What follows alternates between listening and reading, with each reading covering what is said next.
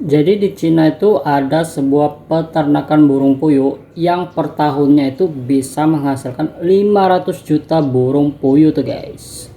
Dan itu masih burung puyuhnya ya guys ya, sebanyak 500 juta. Terus bagaimana dengan telurnya guys? Kalau telurnya itu dari 500 juta itu, telur yang dihasilkan sebanyak 50 miliar telur guys per tahunnya.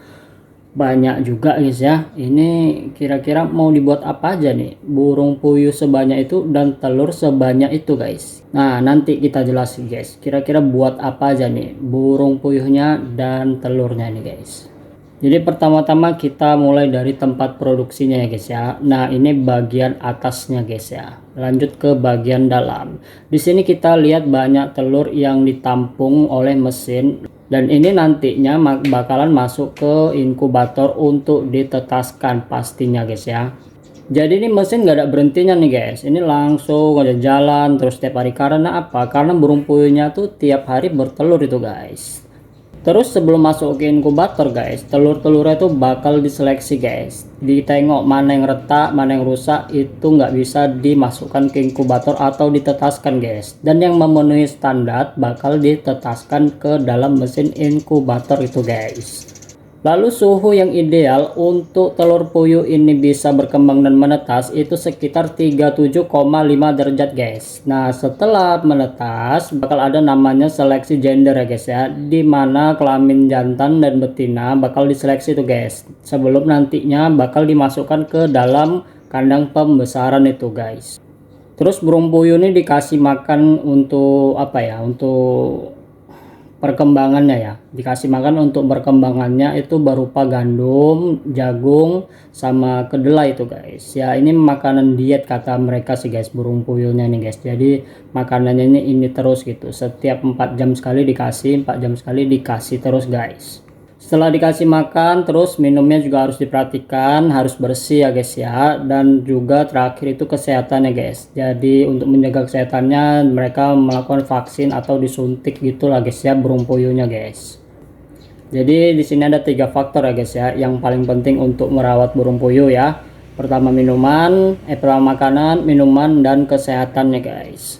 Nah, poin penting yang aku senang dari perusahaan ini adalah guys, mereka itu mengajak masyarakat sekitar untuk menjual telur-telur puyuhnya ke perusahaan mereka guys. Jadi kata mereka itu untuk menstabilkan pemasokan telur puyuh dan dagingnya, beserta meningkatkan kesejahteraan ekonomi yang ada di masyarakat sekitar guys. Bagus ini guys ya, nggak cuma mengandalkan atau apa ya, memikirkan keuntungan sendiri, tapi dia memikirkan kesenjangan atau perekonomian dari masyarakat sekitar guys. Kalau masyarakatnya senang, pasti perusahaan pasti didukung aja itu guys. Kalau masyarakatnya senang guys, itu yang penting masyarakat guys. Jangan kita bangun perusahaan limbahnya dibuang ke masyarakat. Nah itu yang salah itu guys ya. Karena perusahaan ini kan menjualnya ke market domestik atau market sekitar dan juga market internasional. Jadi mereka itu butuh stok atau pemasok telur puyuh yang cukup banyak guys. Yang namanya warga sekitar ya nggak mungkin mereka menjual telur-telur puyuhnya ke pasar internasional ya guys ya. Otomatis mereka menjualnya ke perusahaan ini guys. Mantap nih guys. Di Indonesia ada nggak perusahaan seperti ini guys selain sawit ya guys? Cek di kolom komentar guys, tulis. Nah di sini telur-telurnya itu bakal dicuci ya sebelum di packaging dan dikirim ke market internasional guys. Dan ini untuk mencegah bakteri-bakteri yang ada di telur tersebut ya guys. Terus yang udah dicuci itu diseleksi lagi rupanya guys ya. Yang tidak memenuhi standar seperti besarnya atau kecil telurnya itu bakalan diambil guys ya, nggak dikirim ke pasar internasional guys. Jadi seleksinya 2 kali ya guys. Pertama untuk inkubator, yang kedua untuk dijual ke pasar internasional guys. Nah jadi perusahaan ini tuh nggak cuma ngejual telur puyuhnya tuh ke pasar internasional, tapi mereka juga membuat olahan telur puyuh asin itu guys. Karena masyarakat Cina sendiri suka ya dengan telur asin dari burung puyuh ini, karena kata mereka mengandung banyak nutrisi dan juga protein yang sangat tinggi tuh guys. Jadi bagus untuk anak-anak kata mereka seperti itu guys.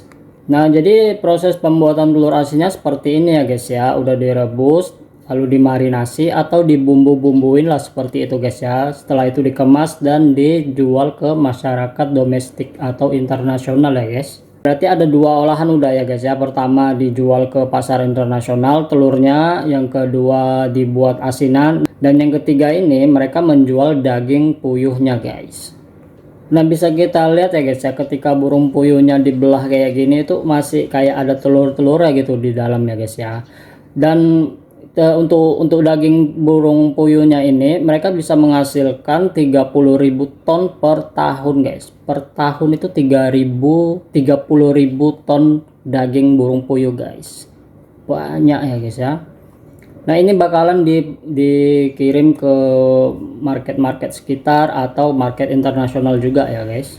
Nah itu tadi ya guys ya, ada perusahaan atau peternakan burung puyuh yang ada di Cina guys ya. Aku sih suka sistemnya guys ya, istilahnya nggak egois ya yang punya perusahaan ya. Mereka juga membantu warga sekitar untuk meningkatkan perekonomian mereka guys ya. Kira-kira kalau di Indonesia ini ada nggak ya kayak gitu ya, perusahaan mengambil, maksudnya masyarakat sekitar menjual barang hasil bumi ke perusahaan dan lalu diolah sama perusahaan ya guys ya. Kalau di Indonesia sendiri yang aku tahu yang menerapkan sistem seperti ini tuh ya pabrik kelapa sawit ya guys ya, dimana mereka membeli dari masyarakat, membeli sawit masyarakat lalu diolah menjadi minyak makan guys. Selain itu kira-kira ada lagi nggak guys ya, apa aja guys gitu, tulis di kolom komentar. Oke, share kalau suka, like kalau nggak suka ya guys.